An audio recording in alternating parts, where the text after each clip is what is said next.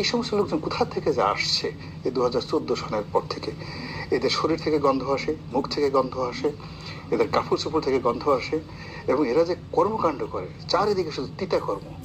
এবং এদের এই যে আজকের যে জটিলতাগুলো সৃষ্টি হয়েছে এদের কর্মকাণ্ডের ফলে, এরা কখন প্রধানমন্ত্রীকে কি কথা বলতে হয়, কখন প্রধানমন্ত্রীকে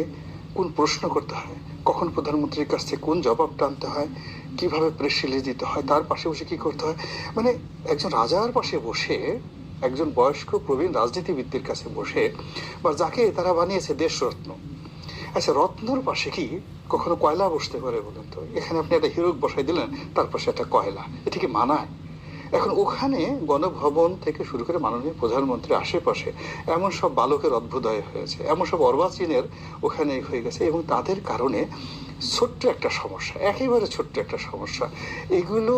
মানে আমি মানে অবাক হয়ে যাই। এটা আওয়ামী লীগের জন্য কোনো সমস্যাই ছিল না, সেই সমস্যাটা এখন এমন পর্যায়ে গেছেন, এই সমস্যা থেকে যদি আওয়ামী লীগ বের হতে পারে, বঙ্গবন্ধুর কন্যা যদি এখান থেকে তার রক্ষা হয়, তাহলে মনে করতে হবে স্বয়ং আল্লাহ রব্বুল আলমিন জিবরাইল আলাইহিস সালামকে পাঠাইয়ে তাকে আলাদা প্রোটেকশন দিয়ে